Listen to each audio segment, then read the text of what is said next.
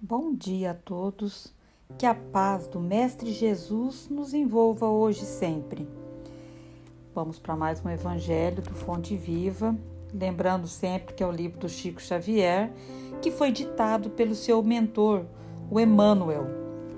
O capítulo de hoje é o 9, Estejamos contentes, tendo, porém, sustento, e com que nos cobrirmos, estejamos com isso contentes. A primeira carta de Paulo para Timóteo, capítulo 6, versículo 8. O proprietário da fábrica de tecidos não despenderá senão alguns metros, quer dizer, ele não vai gastar senão alguns metros de pano para a confecção de um costume destinado ao próprio uso. Quer dizer, ele não vai precisar de muito tecido para confeccionar a roupa que ele precisa para cobri-lo. Ninguém deve alimentar-se ou vestir-se pelos padrões da gula e da vaidade, mas sim de conformidade com os princípios que regem a vida em seus fundamentos naturais. Por que nós deveríamos estar muito preocupados com o que o outro vai falar, com a ganância de querer comer, de se vestir muito para o outro achar bonito, para a gente satisfazer o nosso ego, sendo que para nós, para o nosso eu, a gente não precisa de muita coisa. Aqui ele fala da gula também. Para que a gente precisa comer exageradamente, até passar mal, sendo que a gente não precisa de muito para se sentir saciado? É a questão da gente vivenciar e tentar trabalhar o quê?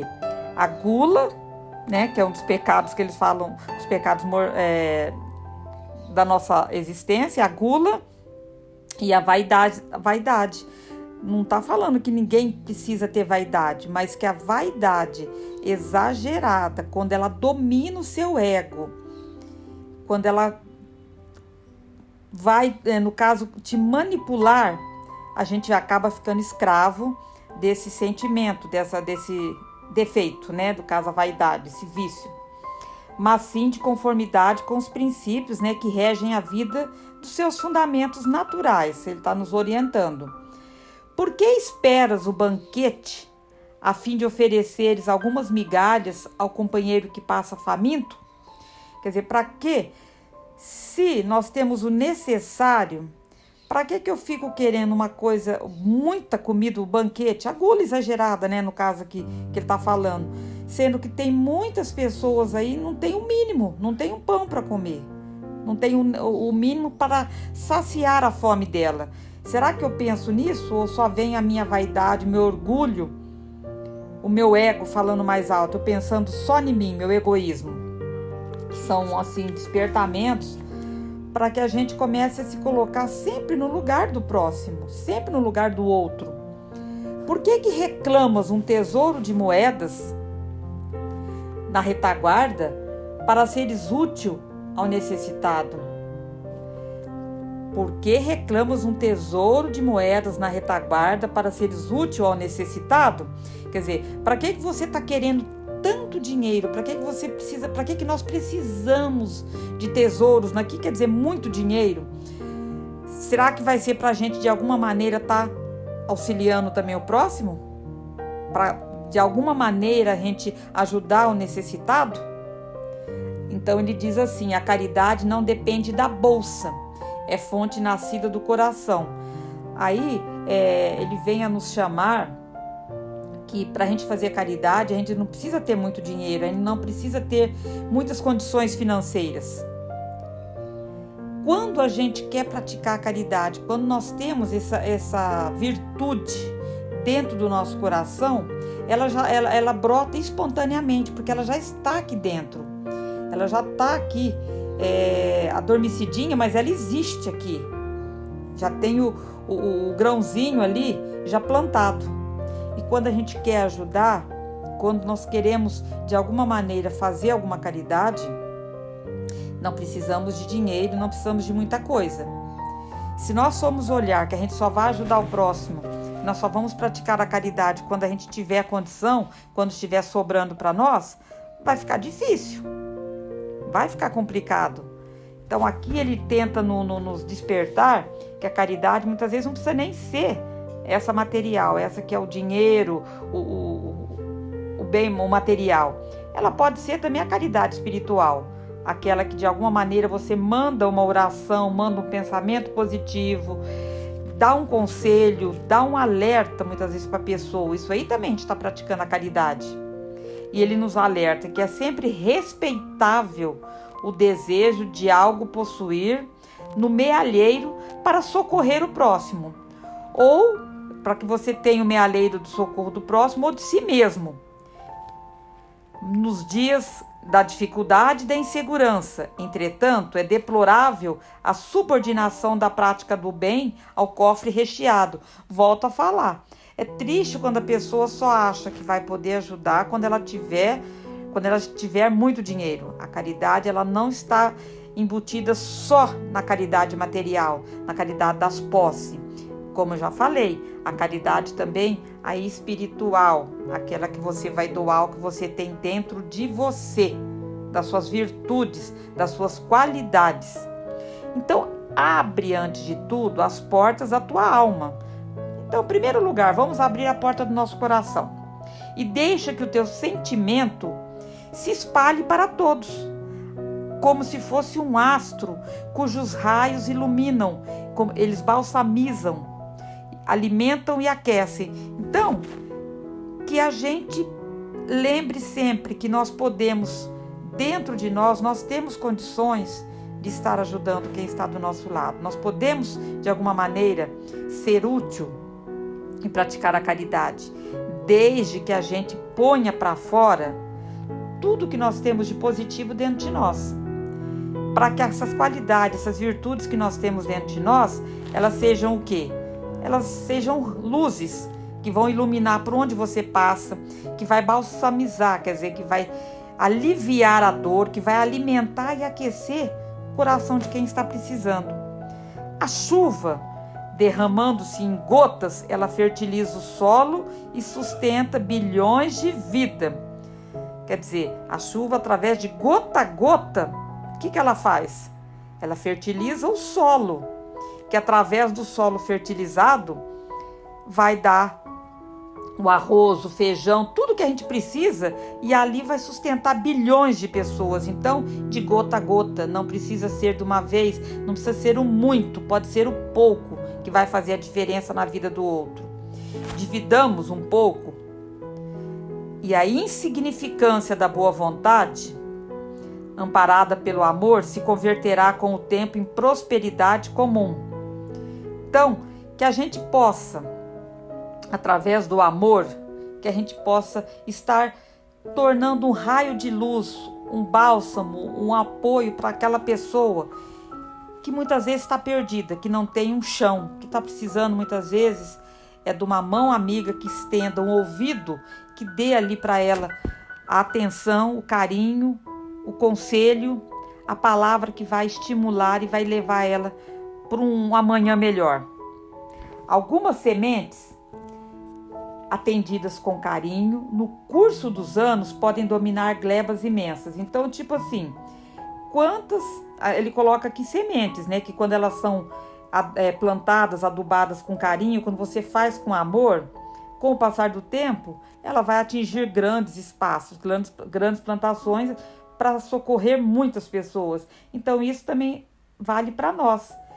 Que nós possamos ser aquela pequenina semente que quando a gente faz alguma coisa, quando a gente age de boa vontade, com carinho, com dedicação mesmo, quando a gente se coloca nesse querer, nessa vontade de fazer alguma coisa, nem que seja uma pequenina coisa, que ela consiga se expandir para muitos lugares, que a gente consiga levar amor, sol, positividade, esperança para um número maior de pessoas. Você muitas vezes consegue uma pessoa, aquela pessoa vai para outra e aí vai fazendo uma corrente aonde vai aumentando essa solidariedade, essa fraternidade, essa vontade de ser mais fraterno, mais amoroso. Então ele pede assim: estejamos alegres. Então que a gente esteja sempre alegre, que a gente procure buscar essa alegria dentro de nós. E auxiliamos a todos que nos partilhem a marcha. Quer dizer, e que a gente de alguma maneira auxilie quem está caminhando, quem está na trilha com a gente, que está na mesma caminhada. Se nós estamos aqui encarnados, estamos na mesma caminhada, né? Na mesma trilha. Lógico que cada um vai fazendo o seu roteiro, a sua caminhada, a sua estrada. Porque, segundo a sábia palavra do apóstolo, se possuímos a graça de contar com o pão e com o agasalho para cada dia, cabe-nos a obrigação de viver e servir em paz e contentamento. Então, se nós temos a graça de ter o pão e o agasalho do dia a dia, cabe-nos a nós a obrigação de viver e servir em paz e contentamento. Então, assim, aqui entra a questão da gratidão. Se a gente tem, não nos falta nada, temos o agasalho e temos a comida para nos alimentar no dia a dia, que a gente possa, através da gratidão ao Pai por essa bênção, a gente consiga também estar levando o quê? Está levando paz, está levando amor, solidariedade para quem cruza nosso caminho, ou então para quem está aqui na mesma caminhada que nós possamos ser mais solidários, mais fraternos com o nosso próximo. A gente sempre lembrando que somos todos irmãos perante Deus. Então, o que eu estou fazendo para dar muitas vezes a diferença na vida de quem está aqui junto de mim? Qual que é o nosso papel como ser humano, como espíritos encarnados? Tentarmos vivenciar mais o que? O amor que Jesus pregou. Isso aí está dentro de nós. Nós deveríamos estar tentando colocar mais isso para fora. Entender e vivenciar mais esse amor que Jesus nos deixou. Uma historinha, eu acho que eu já até contei. Para quem já escutou meus evangelhos em algum momento, já deve ter escutado essa historinha. Do livro O Bem que você planta, você colhe. O velhinho do lubrificante. Havia um velhinho que não conseguia realizar nenhum trabalho produtivo. Quer dizer, ele já estava num estágio da vida que ele não tinha mais condições de fazer muita coisa, talvez pelo peso da idade. Mas ele carregava consigo uma latinha de lubrificante, que por onde ele passava, ele estava sempre carregando essa latinha de lubrificante. Se passava por uma cancela ou por uma porta que estava rangendo, ele pingava um pouco de óleo nas dobradiças. Andava de uma parte para a outra, lubrificando as juntas emperradas e facilitando a vida dos que passavam depois dele. O povo chamava de o excêntrico, mas ele não era um desequilibrado. Ia sempre encher a latinha quando ela se esvaziava e continuava lubrificando dobradiças que rangiam. Ele nos deixou uma lição. Há por aí um grande número de vidas chiando e rangendo porque não conheceram o amor de Deus. Então ele fala, vamos lubrificá-las com o óleo do amor, da paz, do contentamento. Vamos deixá-las macia com a graxa, da alegria, da bondade e da ajuda. Ao começar o dia, procure alguém que precise de um toque de bondade, de uma palavra de incentivo, de uma mensagem de coragem. Lubrifique a vida dos que se encontram ao seu redor com o óleo da gentileza amorosa. Lance um sorriso radiante a uma alma abatida. Isso pode fazer a maior diferença para ele ou para ela. Muitas vezes meditei sobre as palavras do amado, no caso aqui, Sachou Vasvani. E ele nos fala, você já tem esse despertamento? Já entendeu qual que é o propósito da vida? O propósito de estarmos aqui reencarnados? Que essa historinha simples, mas possa estar nos dando um bálsamo, né, um acalento, para que a gente entenda que se a gente quer, de alguma maneira, ser feliz, devemos levar felicidade ao outro. E pode ser por mínimas atitudes. Está em nossas mãos, basta a gente querer. É para a gente refletir. A historinha é bem legal, eu acho que dá para trazer bem o entendimento do que a lição está querendo nos dizer. Paz e luz a todos e que o Mestre Jesus nos envolva hoje e sempre. Vamos assim vibrando muita paz, muita luz e amor a todos os locais do nosso planeta Terra que estão passando por dificuldades, por guerras, por desentendimentos.